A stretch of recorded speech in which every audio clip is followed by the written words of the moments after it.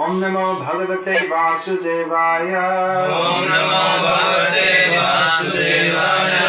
Om Namo Bhagavate Vasudevaya. Om Namo Bhagavate Vasudevaya. Om Namo Bhagavate Vasudevaya. Om Namo Bhagavate Vasudevaya. Chant Hare Krishna. Krishna Jagrata Prapya Varang Vidhodita. Get up, wake up, attain the moon. So, Hare Krishna. Krishna consciousness means ecstatic dancing and chanting. In the pleasure of Krishna. So, as we don't know each other very well, although we are all eternally related as part and parcel and servants of Krishna, I think it would be apt that we all introduce ourselves a little bit. So she'll turn this fan on, so I'll be a little there this time, and then you'll have to sit.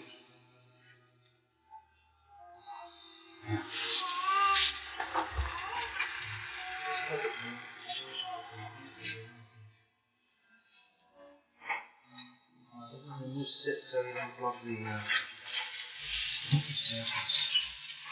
Alright, well, my name is Bhakti Vikasa Swami, and I'm very fortunate to be engaged in the service of Srila Prabhupada, and I mostly live in India and travel here and there, speaking on Bhagavad-gita as it is. So, you'd like to introduce yourselves. My name is Madhu Mangal. Madhu Mangal. Yeah. Yes. You can do this? Bhagala Bajai or Deo Hari Bol. Cholle Bolle Ladu Khai Sri Madhu Mangal. Bhagal Bajai or Deo Hari Bol. That's the description of Madhu Mangal. He's the Brahmin friend of Krishna, who's always joking, taking ladus by any means, making sounds like this, and saying Hari Bol, Hari Bol. So you're the servant of He. I think that's just about as opposite to the conception of spiritual life in Japan as anything possibly could be.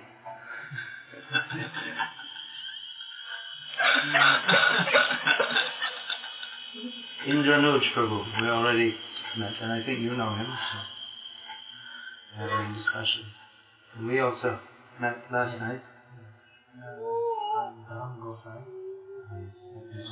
Gosai, where are you from actually? From Haryana. From Haryana. Because Gosai is, that name is more common in Bengal. This is different, right? Yeah, it must be. Goswami is a common name in North India. It means the same thing. So you're from the land of Bhagavad-gita. Dharma Kshetre, Kuru Kshetre. Which part of Haryana? Rota. Oh, I haven't been there. Rohtasgarh and then Jaipur. Rota is very close to Delhi. This is?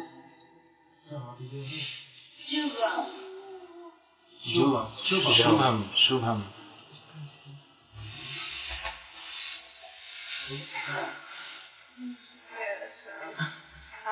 Hakana. Means? Hakana. Gawa. He was born here in Japan, a small town in Fukamatagawa. I see.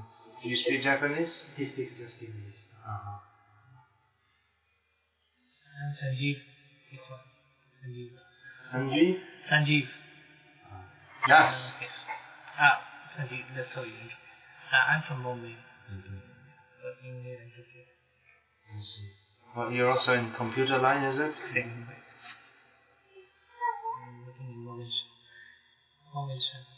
It's all Japanese to me. That's an American film. Is it? What's the name of the film? Morgan Stanley. Morgan Stanley. I don't know. I hardly know America. I just came from America, but I don't know much about it. Bhakta Manoj. Bhakta Manoj. Oh, maybe that's how I should introduce myself. How's that? Sorry. No, I thought saying Das confused you. So I think I used something wrong. So you're regularly chanting Hare Krishna? I tried. That means not. Some days I miss. Don't miss. Okay. We don't eat. We don't miss eating, right? Does anyone miss eating? You just don't have time for eating or something? Sometimes. You don't eat all day, 24 hours. No, we eat. You're eating, yeah. So why do we eat? Because we're feeling a strong need. I wanted you to play and book. I'm so hungry. I need to eat something. I'm feeling so weak. I need to eat something. So we should feel the same way. Oh, I didn't chant Hare Krishna. Oh, what? I have to chant. Someone calls, I don't have time, I'm chanting Hare Krishna. Leave me, I have to chant. So with this feeling, we should have Hare Krishna Maha Mantra Eto Shabhagyai Jape Tare Krishna Upajai Bhav. Is the nature of chanting Hare Krishna that those who chant it, they get a feeling for that bhav. So like that, if we don't chant, we say it's like something wrong. Can't function. We need our spiritual food. We need food for the body, but more important actually is food for the soul. Alright, so you're Bhakta Manoj. Your brothers or what is that? Well, anyway, spiritually. You're from? I'm from Pune. Pune. I'm just going to Bombay tomorrow and then after 3 days to Pune. I had a joke that Pune is also mentioned in Srimad Bhagavatam. Pune Pune Sarvata. And it's really true in Pune. Very modern city, which has two of the most famous bogus gurus in India. I won't say the names. Those who know. One was a Jain from Jabalpur, and the other is a Sindhi. But Krishna consciousness is flourishing there. Oh, very. They just wrote me. They had the Sunday program had 1,500 people there, and the room, the temple room isn't much bigger than this. These rooms put together. So, very good response. And Sanjay I know very well. After a long time we're meeting. From Bombay. How is 7-8 years since you were in Bombay? Yes, 7.5 years. Oh, sounds pretty good, yes. 7-8. Interesting. You used to know your brother very well, but he's out of contact now. Then? Nandakishore Das. Nandakishore. Very good name. I'm from Jharkhand. Now you're working in Swami as a researcher, scientist. You're from Ranchi or? No, not Ranchi capital. It is a part, it is close to the Bengal border. It is Godda district town. It is close to Bengal. From there, Mayapur 8 hours journey. আপনি বাংলাও বলতে পারেন? Yes. একটু. My mother is Bengali. আচ্ছা. Is it? You better be careful what we say around here.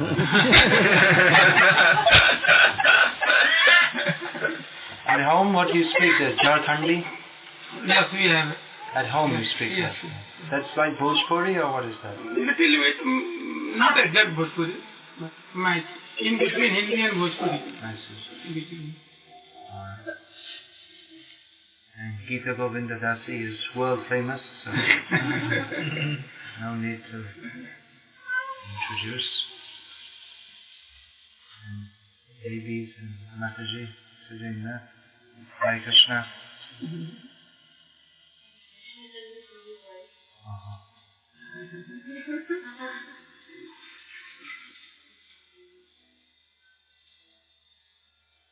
Alright, so let's read from Srimad Bhagavatam, Purana Mamalam Yad Vaishnavanam Priyam.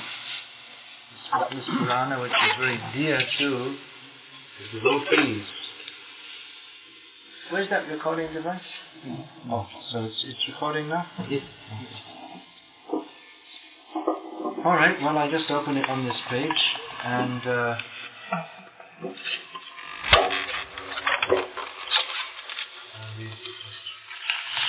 verse that's here. Every verse is good. Prabhupada said it's like sugar candy. Whichever place you lick, it's sweet. So Bhagavatam is like that. I just open this verse, I'll read it. Hey Hadhanya Bhagavanta Itham Yad Vasudeve Kheralokanate Kurvanti Sarvatmakam Atma Bhavam Nayatra Bhuya Harivarta Ugraha. Only by making such inquiries in this world can one be successful and perfectly cognizant. For such inquiries invoke transcendental ecstatic love unto the personality of Godhead, who is the proprietor of all the universes, and guarantees 100% immunity from the dreadful repetition of birth and death. So to put this in context, so purport, yes, it goes back quite some verses. The inquiries of the sages headed by Shonaka are herewith praised by Sutta Goswami on the merit of their transcendental nature. As already concluded, only the devotees of the Lord can know Him to a considerable extent, and no one else can know Him at all. So the devotees are perfectly cognizant of all spiritual knowledge. The personality of Godhead is the last word in absolute truth. Impersonal Brahman and localized Paramatma, Supersoul, are included in the knowledge of the personality of Godhead. So one who knows the personality of Godhead can automatically know all about Him, His multipotencies and His expansions. So the devotees are congratulated as being all successful. A 100% devotee of the Lord is immune to the dreadful material miseries of repeated birth and death. This verse is very near the beginning of Srimad Bhagavatam. It's Canto 1, Chapter 3, Text 39. It's before the transcendental adventure of Srimad Bhagavatam is fully. The first few chapters, they're introductory. In the first chapter, it more or less declares what is the purpose of Srimad Bhagavatam and how the sages at Naimisharanya came to inquire from Sutta Goswami about the subject matter of Bhagavatam. The second chapter describes the importance of hearing Bhagavatam and attaining Bhagavat Tattva Vigyan, scientific knowledge of the personality of Godhead. This third chapter includes the Paribhasha Sutra, or the definitive, or the definition of what the subject matter of Srimad Bhagavatam is all about, namely Krishnastu Bhagavan Swayam. Krishna is the topmost word in the absolute truth, the original form of the personality of Godhead. So this chapter which we're reading now describes Krishna as the source of all incarnations. And then we have Narada Muni meeting with and discussing with Vyasa about how the Bhagavatam comes to be compiled. And then naturally throughout the first canto various topics are discussed about the Pandavas and Parikshit Maharaj, and the first canto ends with the appearance of Shukadeva Goswami, who then recites the rest of the Bhagavatam. This took place at Shukatal, which is also presently within the borders of India as defined presently. That's also in the state of Haryana. So, here it's stated about, as it's often stated throughout Shastra, and especially in the beginning of Bhagavatam and throughout Bhagavatam, the importance of making proper inquiries and about hearing the subject matter, spiritual knowledge, and the result of doing so. Bhagavatam is a book of Bhagavad-gita, scientific knowledge of the personality of Godhead, which culminates in rasa. Rasa has not been found possible to properly translate that into English. But Srila Bhaktisiddhanta Saraswati Thakur has used the word mellow, sometimes qualifying that as transcendental mellow. So that is the exchange, the feeling, the experience of the exchange of feelings between the Supreme Lord and His devotees. So Bhagavatam is ultimately meant for understanding ras. Pibata Bhagavata Rasamalayam Muhuraho Rasika Bhuvi Bhavukam. The recommendation is that we should go on drinking this Bhakti Ras, Bhagavat Ras, as long as we live. Go on drinking. Again and again.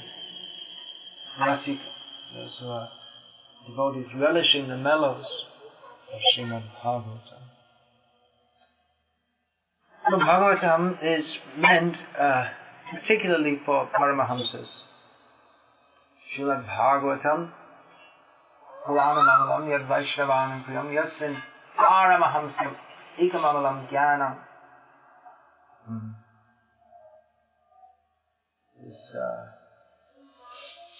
Srimad Bhagavatam is the dearest scripture of the Vaishnavas. It's the spotless Purana. There's no nonsense in here.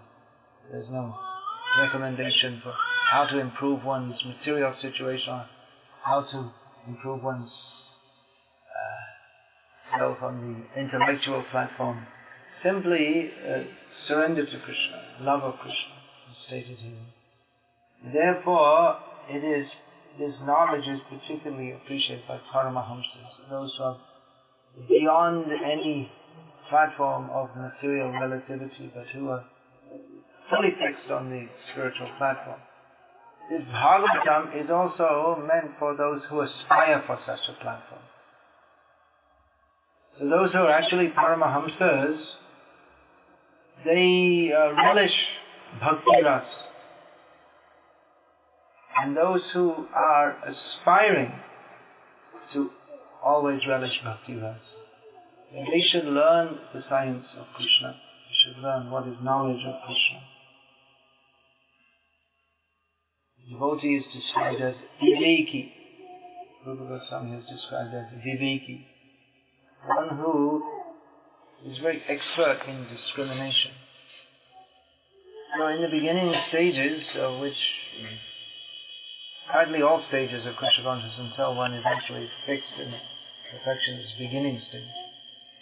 In the beginning stages then, Maya, we have to see. What is Krishna consciousness and what is Maya?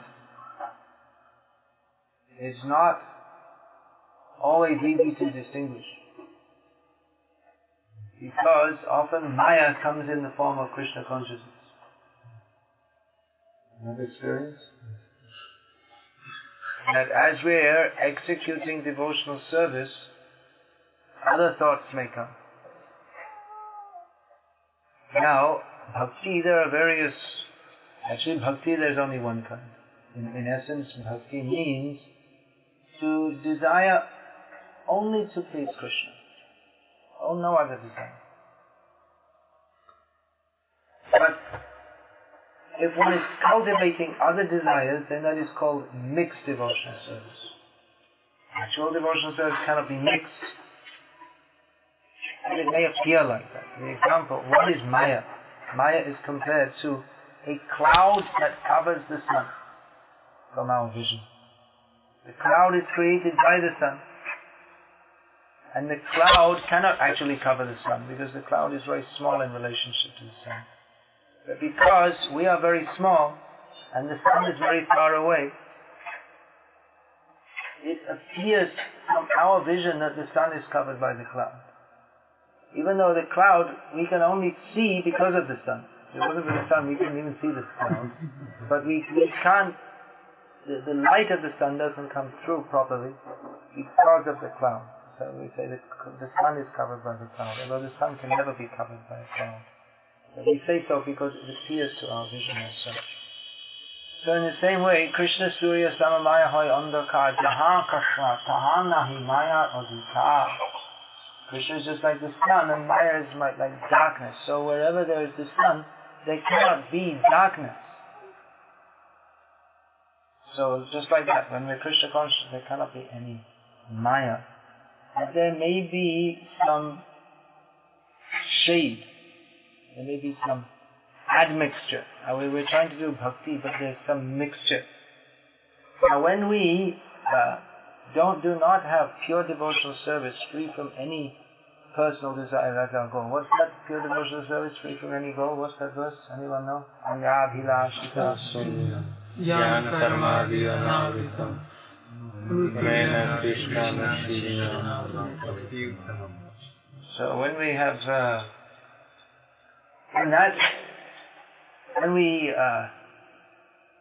compromise our goal, then that is called mixed devotional service. If one is endeavoring to perform devotional service without any mixture, that is called pure devotional service, and that is our endeavor.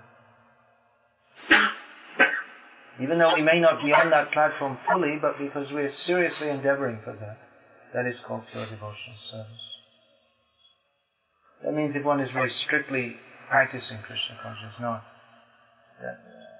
following all the principles, acting in this way, anukulyena Krishnanushilana. That means anukulyasya sankalpa pratikulyasya varjana. To accept only activities which are favorable for advancement and to reject that which is not favorable. So to accept everything that is favorable for devotional service is these things. Regularly chanting, studying only Bhakti Shastras, taking only Krishna Prasadam, and giving up all those things which are unfavorable, just like watching some karmi movie, for instance, there's so many things. Eating karmi food not offered to Krishna, not offerable to Krishna. So when we are sincerely endeavoring like this, seriously endeavoring, then that may be called pure devotional service, although it's not fully ripe, it's not fully manifested, but that is called pure devotional service. Because the endeavor is there, and it's understood if we stick to the path, then that we will attain it by the mercy of Krishna. But then, if we compromise our goal, if our aim is not pure devotional service, but we're worshipping Krishna with some personal aim in mind, that Krishna give me this, Krishna give me that, and that is not pure devotional service. There's karma mishra bhakti. Bhakti cannot be mixed, but it may appear to be covered by some desires for material gain. Krishna give me this, Krishna give me that. Or it may be covered by the desire, even the desire for liberation. Yesterday you were telling me many people are chanting Hare Krishna. I asked why they're chanting. You're saying not in its form. Why they're chanting? Because they want some liberation. But those who are pure devotees, they consider that also not pure devotional service. That is not Shuddha Bhakti. Because if one wants liberation without service to Krishna, then where's the bhakti? because bhakti means to serve Krishna. So if you say, Krishna will serve you, you give me mukti, and then after that I won't serve you. And that's not pure devotional service. Or even if one Chaitanya Mahaprabhu's definition of pure devotional service is so high, so pure. Pure means fully pure. Just like if we say, this is pure ghee. And you say, well, it doesn't really taste like, it doesn't taste really like pure ghee. You say, well, it's only 10% Gauda. That's not pure. It's only 10%. You see, go to the next shop, it's 50%. So that's not pure. It's 90% is not pure. Chaitanya Mahaprabhu's concept of pure devotional service is so pure that even the idea that I will get mukti and in the mukta avastha, in the state of liberation, I will serve Krishna. Even Chaitanya Mahaprabhu, he doesn't accept that. That is not pure devotional service. I wouldn't say Chaitanya Mahaprabhu. Chaitanya Mahaprabhu, no demand. That I'm not demanding, I'm not asking Krishna give me liberation, even to serve you. Diyamanam nagrihnanti mat vinamat sevanam jana. That's Kapila Deva has said in the third canto of Bhagavatam. What is that? Sarupyam sarlokyam sarshti samipyam sayujyamevacha samipyam aikatvamevacha diyamanam nagrihnanti vinamat sevanam janaha. My devotees, they are so much dedicated to me that they don't want even liberation if there's no possibility to serve me. And Chaitanya Mahaprabhu takes that even further, that I don't desire liberation at all. I'm not even asking for it. Give, alright. If not, it doesn't matter. But the thing I want is service to you, Krishna. Even I'm prepared to take birth after birth. So this concept that I only want to serve Krishna. And then what he does to me, that is up to him. I'm not asking for anything. The only thing pure devotees ask for is the opportunity to serve him, the opportunity to chant his holy names, the opportunity to have the association of his pure devotees. So this is pure devotional service. But we won't even know what is this concept unless we associate with pure devotees. We can hardly imagine it. Mostly people think of religion as something you go and you're very pious and you ask God for something. But who can imagine that we don't ask him for anything? Only for service to him. That means actual appreciation of Krishna. Actual appreciation. That instead of asking him for something, we love him. This is Bhakti. Bhakti means love. But in this world, we cannot understand what Bhakti means, because if we think of Bhakti as love, then love as defined in this world is something we do something and we get something back. And actually, if we serve Krishna, of course we get something back.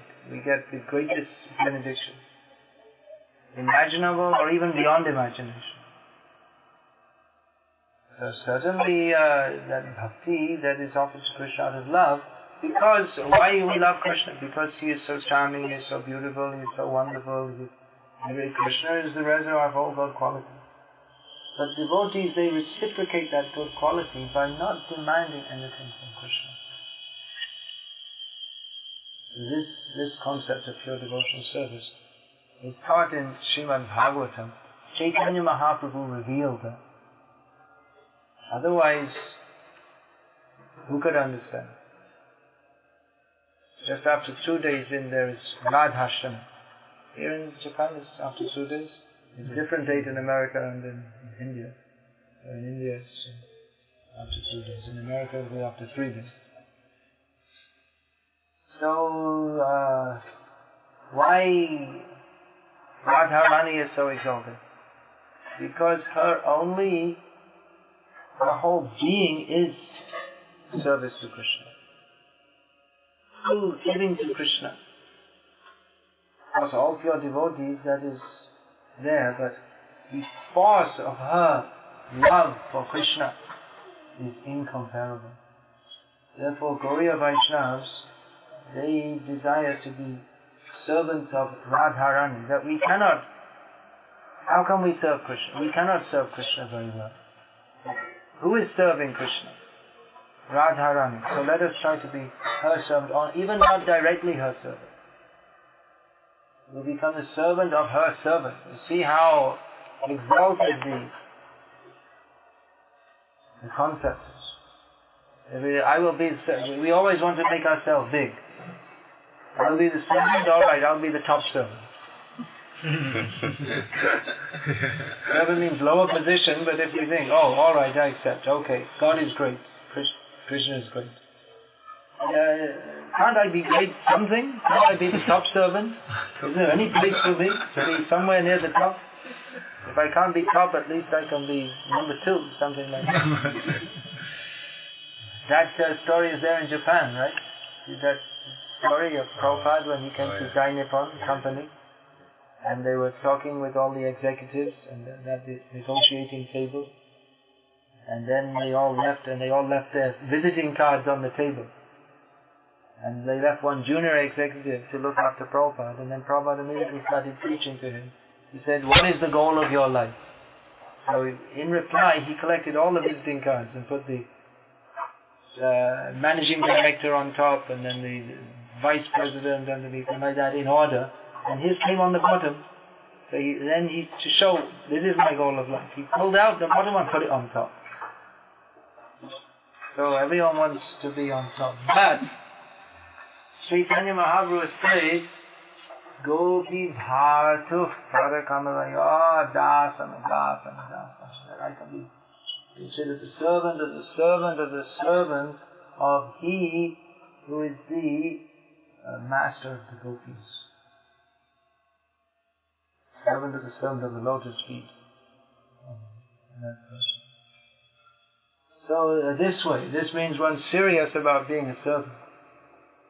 Otherwise, if one thinks, I should be the top servant, it means he's not really thinking about being a servant so much. I'll be the top servant, but that means there are servants under me. I can still be master in some way. But if one thinks I'll be the servant of the servant of the servant, and then you find out, oh, there's another servant. Oh, I'll be the servant. I'll go down another level. And that means that one's any thought of being the controller or the enjoyer is nullified. But then you may think, well, I'm very far removed from Krishna. If I'm the servant of the servant of the servant of the servant, I'm so far removed from Krishna. But it's not so. Because that is another feature of Krishna. He can accommodate all the devotees. All are accommodated, all are satisfied in the service of Krishna. In Vrindavan, everything is transcendental. The ground is transcendental. The grass is transcendental. The cows are transcendental. Transcendental and conscious. It's chinmay. Everything is conscious. So the grass feels fully satisfied. When Krishna may happen to wander barefoot and tread on the grass, then the jiva who is that grass, very satisfied. Or even the devotees, they come this way, very satisfied. They put their feet on my head. Uddhava, such a great devotee, recognized as the greatest devotee of Krishna outside Vrindavan. He was sent by Krishna to go to Vrindavan, ostensibly to take a message, but actually to learn what is the love of the devotees of Vrindavan.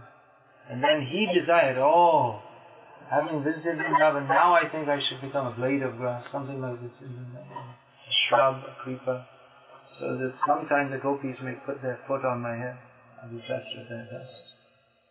So this is the concept that is inculcated in Srimad Bhagavatam. How to become the servant of the servant of the servant of Krishna. So how we will adopt such an attitude and present in this material world. We have the attitude, Ishvaraham aham bhogi. I am the controller, I am the enjoyer. So at least philosophically we have to understand how that's not true. And Srimad Bhagavatam gives us many graphic descriptions of the basic truth spoken by Lord Krishna in Srimad Bhagavad-gita. Dukhalayam ashashvatam. This material world is a place of misery and everything here is temporary. Dukha dosham darshanam. This material world is full of the miseries of birth, death, old age and disease. One should see this. We see but we don't see. Pashyanapi na pashyati. Therefore, doshanu darshanam. We should see this fault by seeing that this should be explained to us. It needs to be explained to us, otherwise we don't see it.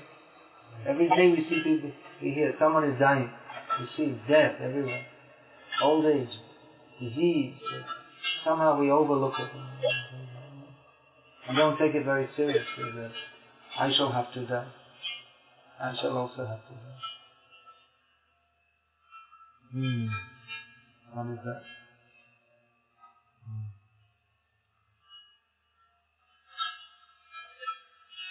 So Srimad Bhagavatam gives us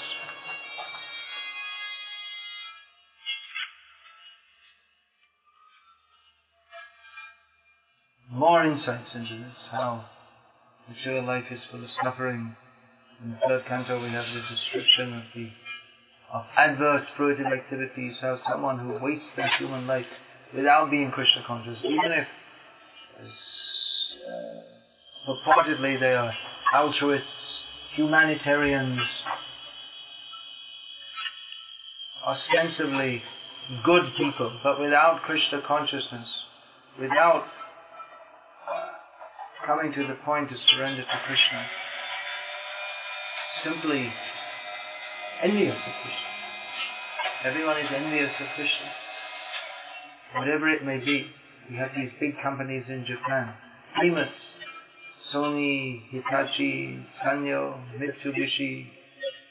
They also must be giving in charity, because they're giving charity also, these companies. Is it? No. They don't have that tradition. In America, the big companies, they all give something in charity. They have. Yeah, they must be. Yeah, they give like that. They must be giving in charity something. All the big companies do, because they have to make it look as if they care for others. But they're not just completely greedy.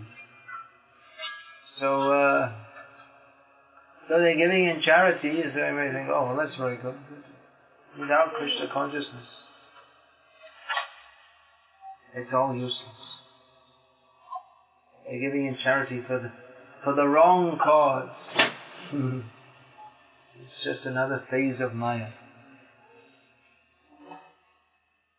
So this is material life. This is described graphically in Srimad Bhagavatam, and it's described how the real purpose of life is not to spoil it by forgetting Krishna, but to come to the perfectional stage by remembering Krishna, by serving Krishna.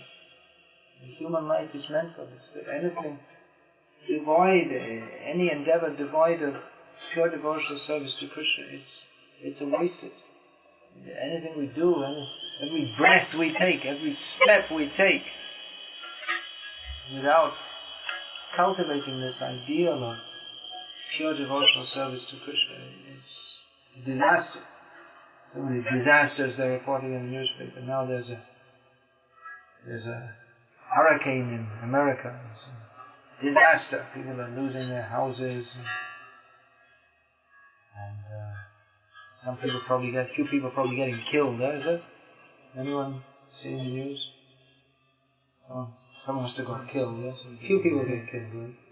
If 20 people die in America, it's like front page news all over the world. In Africa, it's like, if 500 people die in a flood, it hardly gets 3 lines. Because no one cares. I think one American life is worth more than... There was in Pakistan, some American journalist had Donald Pearl, I think it was, or something like that. Very big news. All the time they're killing people in Pakistan. An American got killed. Oh, very bad. So, anyway, material life is a disaster. But they're thinking it's a disaster. Hurricane disaster, earthquake disaster, squad disaster, the stadium collapses and people die. So many disasters. Economic disaster. Japan's economy is not as strong as it used to be. So you couldn't imagine. Now Japan is going down. Disaster.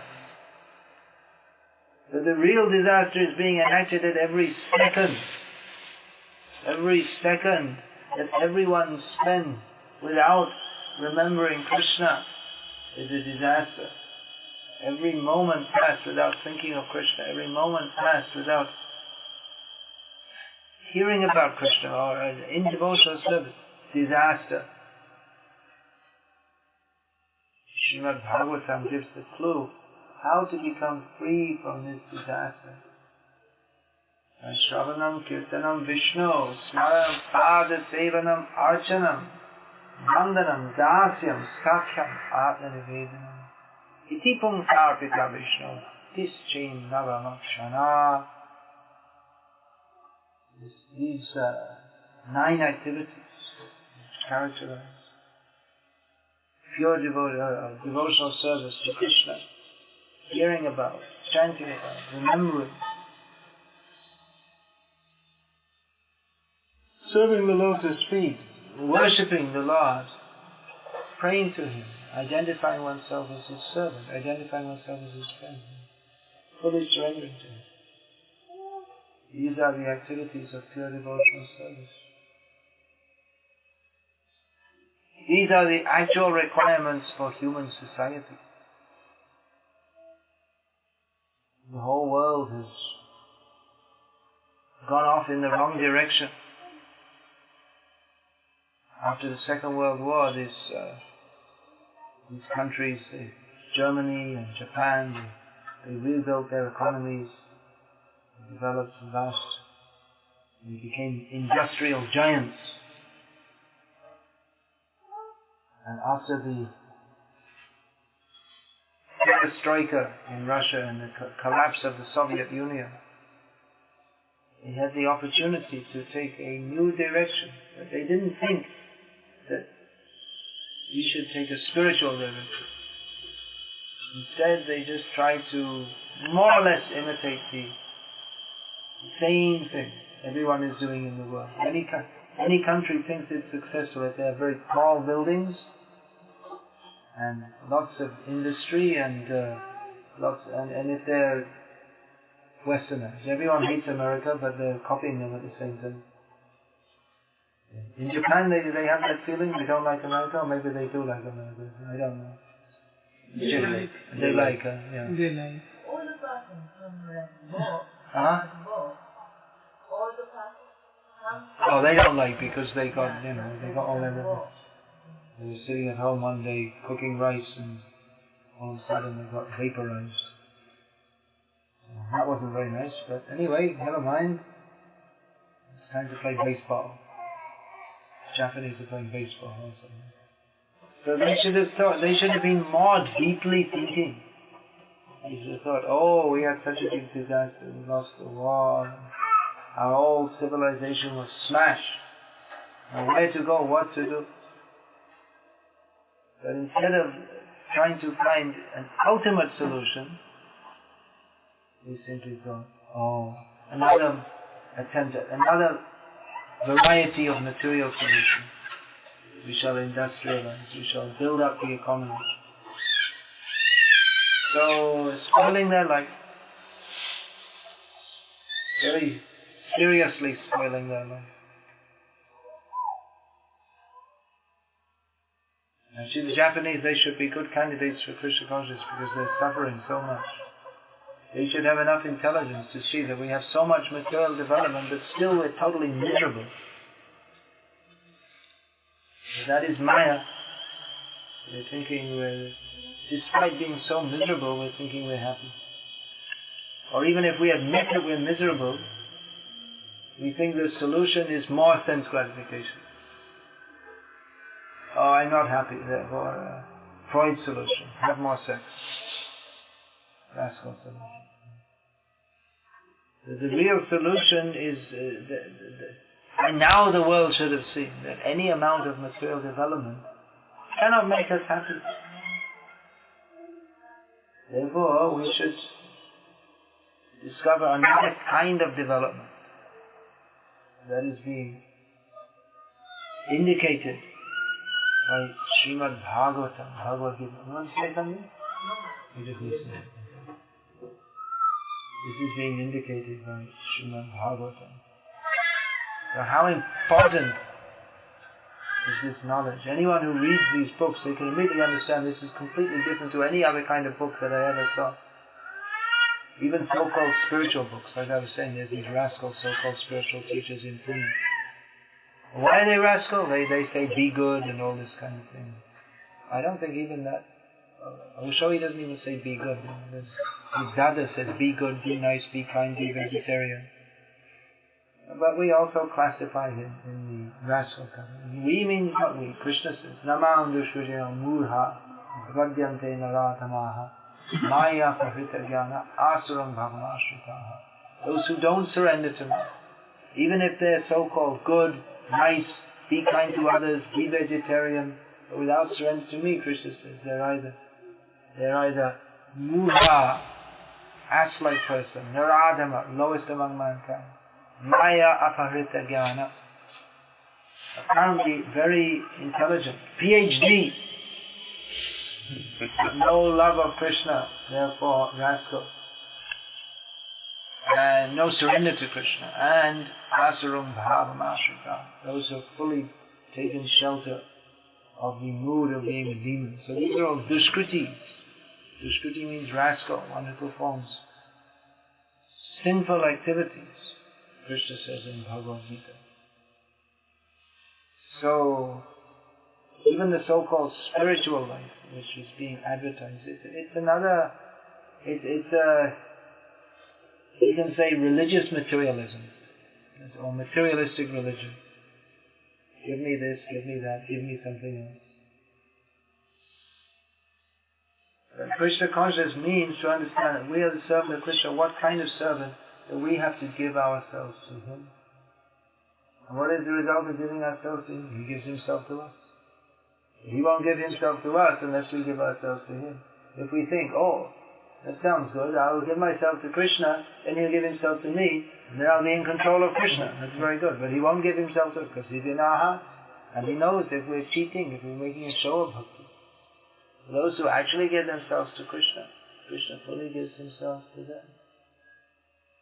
So what is being taught in Srimad Bhagavatam is something completely different from any other kind of book. Even other Vedic literatures, they mostly recommend this dharma, artha, kama, moksha. Srimad Bhagavatam is a different emphasis altogether. Only this can be said to be actually spiritual, because only this fully, completely, openly describes the nature of the soul in surrender to Krishna. This is our only actual spiritual position. People say, well, I think spiritual life is like this, I think it's like that. It's not up to us. Spiritual life is not what we choose it to be or what we imagine it to be. Spiritual life, like everything else, is under the jurisdiction of Krishna. Spiritual life means to surrender to Him. There's so much variety within that surrender. But surrender is the basic, essential precondition. This is taught in Srimad Bhagavatam. Therefore, there is no literature to compare to this. As stated in the next verse after this, Idam Bhagavatam Nama Purana Brahma Samitam Uttama Shloka Charitam Chakara Bhagavan Nishihi Nishrayasaya Lokasya Dhanyam Swastyanam Mahat. Prophet, this is a very beautiful poetic translations, it is very beautiful and poetic original Sanskrit, that this Srimad Bhagavatam is the literary incarnation of God. And it is compiled by Srila Vyasadeva, the incarnation of God.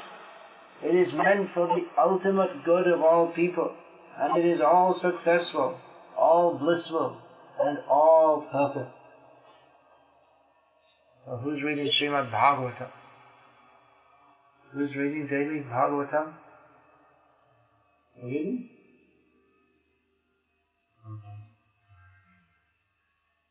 You should all read Bhagavatam daily. Bhagavad-gita, Bhagavatam, nectar of devotion, these books. Just try to understand what is Bhagavatam. Bhagavatam is Krishna. Bhagavatam only describes Krishna, pure devotion, service to Krishna. And you can understand what is reality. Reality doesn't mean my home, my wife, my job, my car, my cat, my dog. Reality means Krishna and Krishna consciousness. We strive for that. All other endeavors, that will end. It will all come to nothing. However, whatever we achieve in life on the material platform will all come to nothing.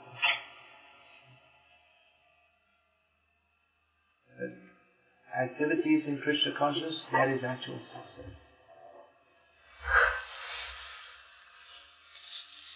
Hare Krishna. Any question, comment, clarification, protest, or any such thing?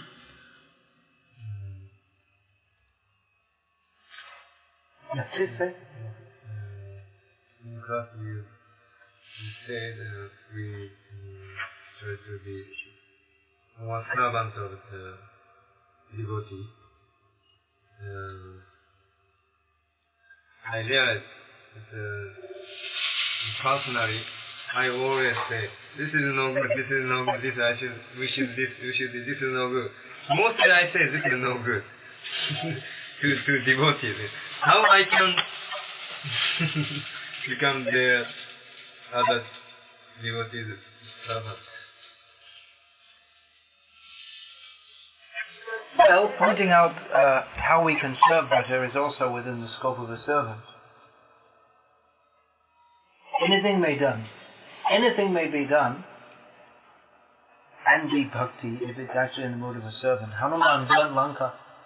Mother Yashoda tied up Krishna. So this getting angry and burning and killing may not seem very good. But for Hanuman, in the case of Hanuman, it was glorious. Mother Yashoda is tying up Krishna. This is glorious because it's all in the mood of service to Krishna.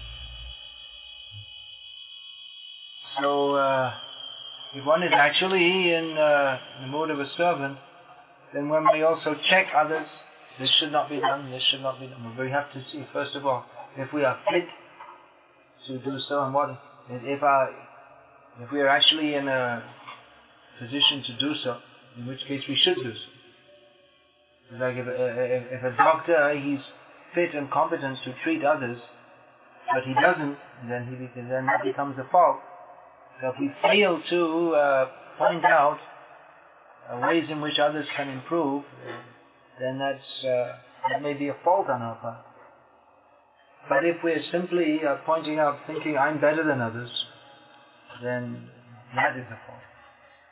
So everything depends on the attitude. You have to see. Those the activity and words bring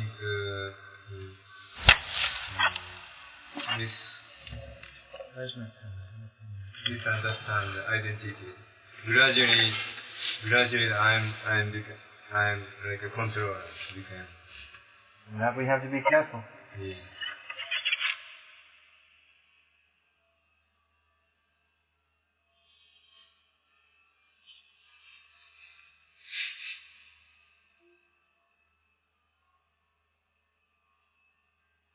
Anything else? Ramayana and Mahabharata are considered as a Pancham Veda. And what about the Srimad Bhagavatam? The fifth Veda, the Mahabharata I've seen written like that, but I've not seen Ramayana described as that, although certainly it is an important literature which is central to Vedic culture. But I don't remember seeing it described as Pancham Ved, although Mahabharata is certainly described like that.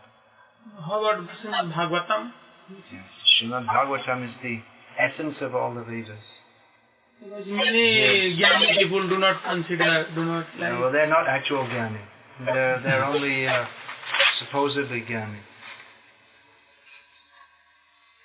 That means that they think Jnana is above Bhakti, therefore they reject Bhakti. Oh, Bhakti, their concept is incorrect.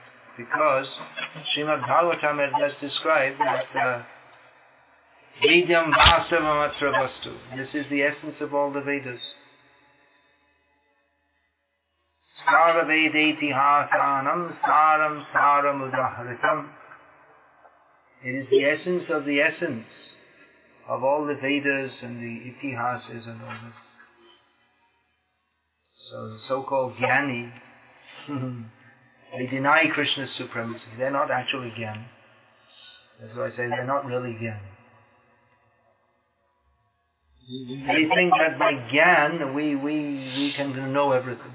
You cannot know everything. Most you'll find the Jnani, they're very proud. Isn't it? Very proud. In India they have Jnani. Mostly. So-called Jnani. They're not actually Jnani. Vidyaya dati vinayam. Knowledge should give humility. They're thinking, I'm God. Fool. And what Jnana? That's not knowledge, that's foolishness.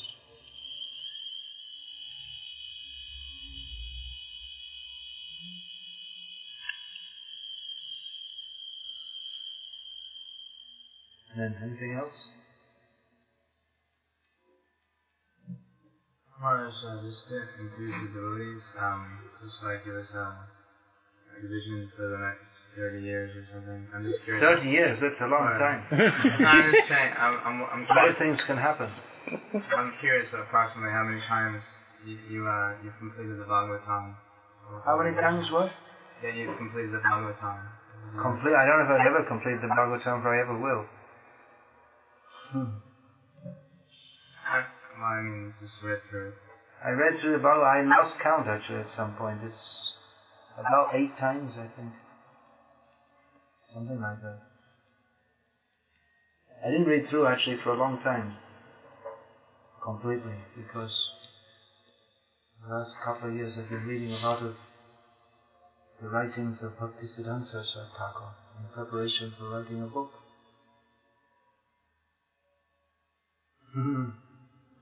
You may be reading Bengali book mostly? It's mostly in Bengali.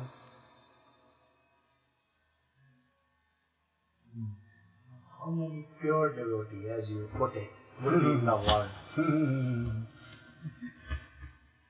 Pure devotees. Well, once Prabhupada said all our members of ISKCON are pure devotees.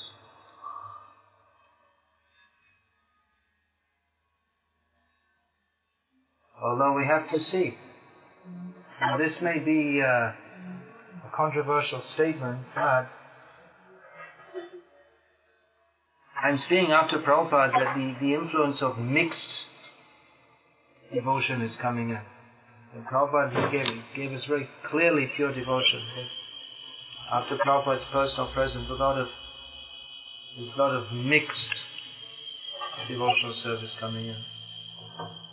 ISKCON is meant to facilitate only pure devotional service, but we're seeing the presence of mixed devotees. They're emphasizing so many things, other things apart from pure devotional service. It requires very strong focus to keep the attitude very purely devotional, because we're living in this world and we have to make some kind of plan for living in it, especially those who are householders. And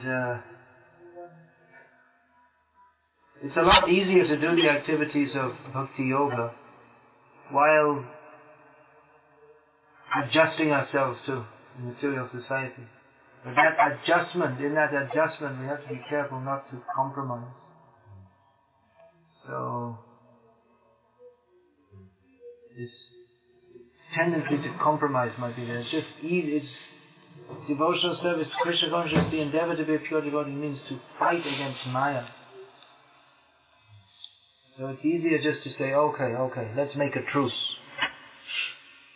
Krishna consciousness means no truce. Fighting up to the last breath against Maya. So it's easier if we make a compromise.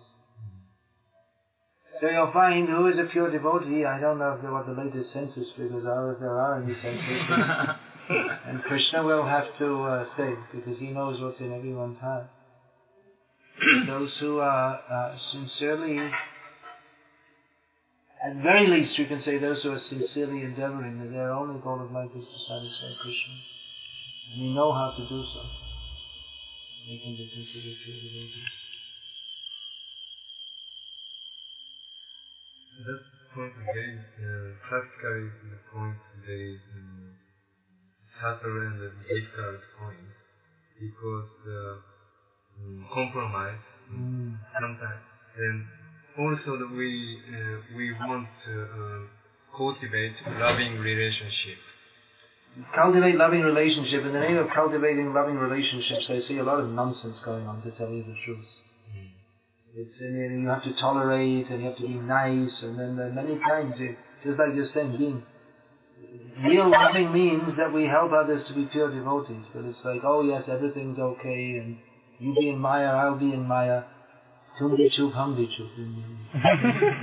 You don't say anything, I don't say anything. I like you do your nonsense, I'll do my nonsense. You don't say anything, I won't say anything. This is not loving relationship. The mother who scolds the child, that's loving relationship. Of course, she doesn't always scold the child, but she does as required.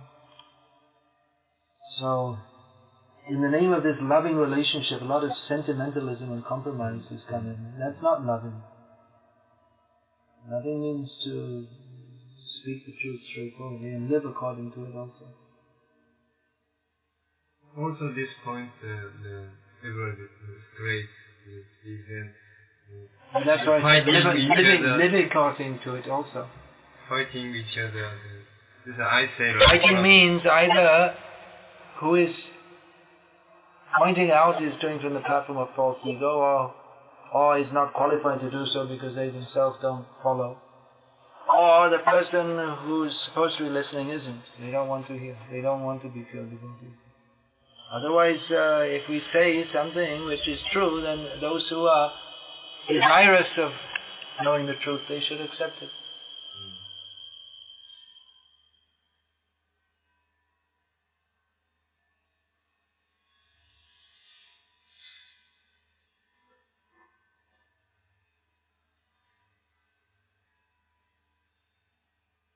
But in general, you see, Krishna consciousness, that is, it's not just a matter of saying this is wrong, that is wrong, but rather this is right. This is Krishna. We should do everything for the pleasure of Krishna. Positive process.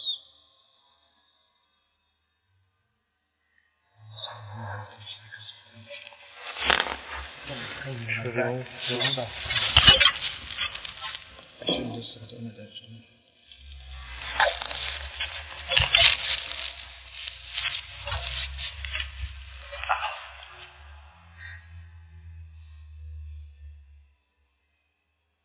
That's all. Anything? Maybe another personal question. When we know that the person whom we are talking is wrong, so should we try to make peace or tell him that you are wrong? Well, it depends on the situation. But generally, if someone's wrong, you tell them, unless they're too foolish to listen. You have it.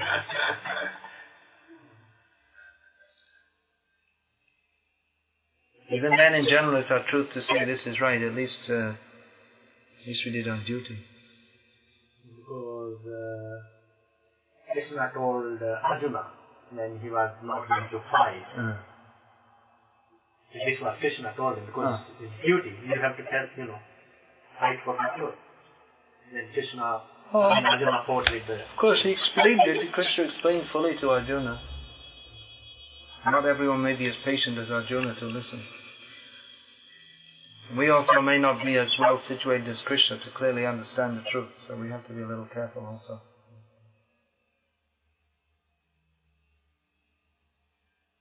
Generally, you see, spiritual life is executed under the guidance of Guru. And Guru instructs like this. And then disciples should follow. That's all.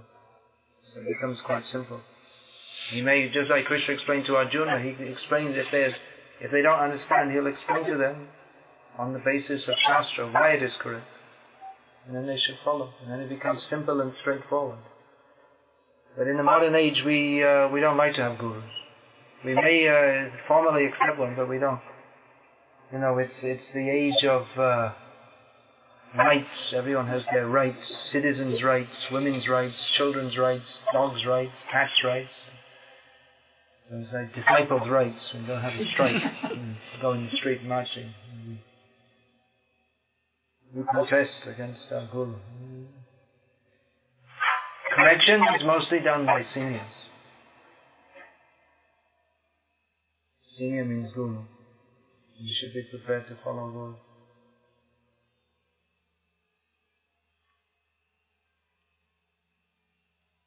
You were doing the book seva yesterday?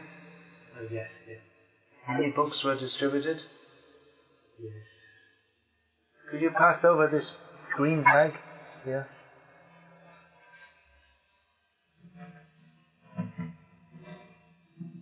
I'm also writing books on the order of Srila Prabhupada. And I'm trying to distribute them. I don't want to bring any of these back to India. What's the point? I'm going to India tomorrow. There's no use in me bringing these books back to India. So I want to distribute them. Did you get this book here? This is the book, this is the latest book I wrote on Chaitanya Mahaprabhu. Is this the matter? Was it? But at the time of Sanskrit installation? Yeah, we just had a few at that time. And Jai Srila Prabhupada, glorification of His divine grace. I think this is the book I'm still most famous for. It's the first I wrote in English. Brahmachari Krishna consciousness. Everybody afraid. So why be afraid? It's how to practice Krishna consciousness seriously. This is about surrender.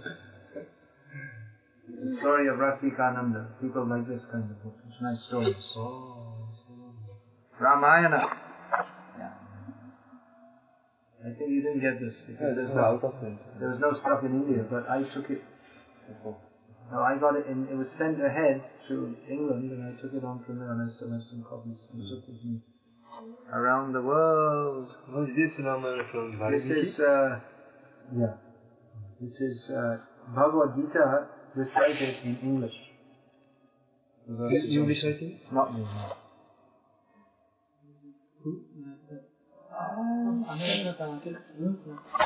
Animated music. This is a message to the youth of India. Why you should follow your own culture. And that's it. That's all the varieties I have here. I wrote some more books. Oh, there's Vamshidas Babaji, one book. That also you didn't have. Yeah, we Hmm? This one you wrote. Yeah. And this one. Oh yeah, please. I didn't have this. I ran out of this in America. Glimpses of traditional Indian life. So, except for Ramayana and Vamshidas. I request everyone to take some.